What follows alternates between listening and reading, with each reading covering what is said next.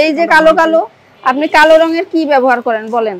এই যে কালো কালো এগুলো আপনার কি আছে? আর এই যে দেখেন এই পাশে কি, এটা কি পরিষ্কার থাকলো? খাওয়ার পানি এতটুকু অপরিষ্কার হলেও মানুষের ইয়ে হয়ে যায়। এই যে দেখেন এগুলো কোনোটাই আপনার কোনো পুদিনা পাতা বা কোনো কিছুই না। এই যে দেখেন এগুলো আপনার পাত্রটাও তো অপরিষ্কার হয়ে রয়েছে। মনিটরিং এ আসছি, কিরকম করে আপনারা তৈরি করছেন সেটা আমরা দেখবো, ঠিক আছে? আরে কি বরফের, এই বরফ দিয়ে আপনারা কাজ করেন? বরফের ভিতরে ময়লা, এটা কিন্তু বাইরেও না। না না না, এই বরফ, এরকম বরফ দিয়ে তো কাজ করলে হবে না। এটা কি বললেন? ওই যে পচা পেঁপে দেখেন, বের করেন। এটা কি জিনিস বলেন তো? দুধ। এটা 3-9 মেয়াদ শেষ হয়ে গেছে। এটা আবার রেখে দিয়েছেন কেন? ফেলে না দিয়ে?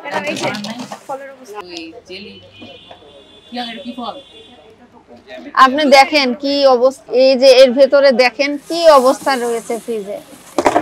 দেখেন কি কি পানি পড়ছে, সেটার মধ্যে কি অব্যবস্থাপনা। বোবাইগুলো তো পছন্দ হয়ে গেছে। হচ্ছে যে জুসের ভিতরে দেয়, কালকে আছে ঢেকে কেন রাখেন? এখানে এইগুলো পচা পানিগুলো পড়তেছে এটার উপরে। আপনি নিজে কি প্রতিষ্ঠানে ঢুকেছেন? কখনো ঢুকেন? আমি নিজেই ক্লিন করেন? সময়টা অল্প সময়ের ভিতরে শুরু করছি, একটু বুঝতে সময় লাগতেছে। আপনার বরফটাও ময়লা, উপরে কোনো বরফে আমি ফ্রিজে পেলাম না। ফ্রেশ পলিতে করে আনি এবং খাবার বরফটাই আনি। বরফ কোথা থেকে নিয়ে আসেন? বরফ আনি আমরা ওই যে এই কি স্কুল জানি এটা, এই জায়গায় একটা বড় মার্কেট আছে, এর ভিতরে একটা ইয়ে আছে খাবার। কিন্তু বরফে তো আমরা ময়লা পেলাম, জুসের মধ্যে বরফটা খুব সেনসিটিভ। প্রথম আপনার দুইটা জিনিস এনশিওর করতে হবে, বরফ কোথা থেকে আনছেন সেটা। এটা একটা পাতা, এই পাতাটা ইয়ে আছে। এই যে কালো কালো, আপনি কালো রঙের কি ব্যবহার করেন বলেন? এই যে কালো কালো এগুলো আপনার কি আছে? আর এই যে দেখেন এই পাশে কি, এটা কি পরিষ্কার থাকলো? খাওয়ার পানি এতটুকু অপরিষ্কার হলেও মানুষের ইয়ে হয়ে যায়। এই যে দেখেন এগুলো কোনোটাই আপনার কোনো পুদিনা পাতা বা কোনো কিছুই না। এই যে দেখেন এগুলো আপনার পাত্রটাও তো অপরিষ্কার হয়ে রয়েছে।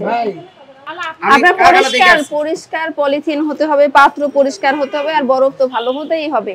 এর কোনো একটা জিনিসও যদি আপনার অপর্যাপ্ত হয় তাহলে এরকম নোংরা হয়ে যাবে। দেখেন এই পাশে যে নোংরা রয়েছে, এই যে কালো কালো রয়েছে, এই যে এটা 100% এটা পরিষ্কার থাকা লাগবে। এটা এই ব্যাপারে আমিও নিশ্চিত করতে হবে ইনশাআল্লাহ। আর আপনার আচ্ছা বুঝতে পেরেছি আপনার নতুন, কিন্তু আমরা যদি কোনো দেখা যাচ্ছে যে যেটা স্বাস্থ্যকর না এরকম প্রক্রিয়ায় খাবার তৈরি হচ্ছে, ওটা দেখলে তো আমাদের একটু ব্যবস্থা নিতেই হবে। আবার এই যে ফ্রিজটা, আপনার ফ্রিজের মধ্যে আপনি নিজে একটু দেখেন ড্রাগন ফল বরফের সাথে কিভাবে লেগে আছে, আপনি নিজেই দেখেন।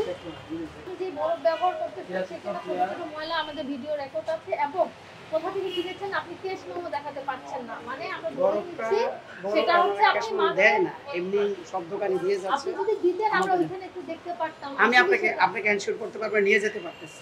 আমি তো জায়গা ছিল, আমাদের রিসিট লাগবে। এখন আপনি যদি নিয়ে যান, সে যদি অস্বীকার করে কি করবেন? বরফ তো ফ্রেশই আসে। এখন আমার এখানে আইসা আপনার ফ্রিজের অবস্থা দেখেন, আপনি তো জুসের ব্যবসা করছেন। এখন আপনাদের বরফের ঠিকানা আমি দিতে পারি, আমি নিজে আমরা সেটা পরে মনিটরিং করব, কিন্তু বরফটা আমরা অপরিষ্কার পেয়েছি। আর আপনার ফ্রিজটার অবস্থা আপনি দেখলেন। হ্যাঁ দেখছি, ফ্রিজের অবস্থাও ভালো না। জরিমানা আপনি 3000 টাকা পরিশোধ করেন।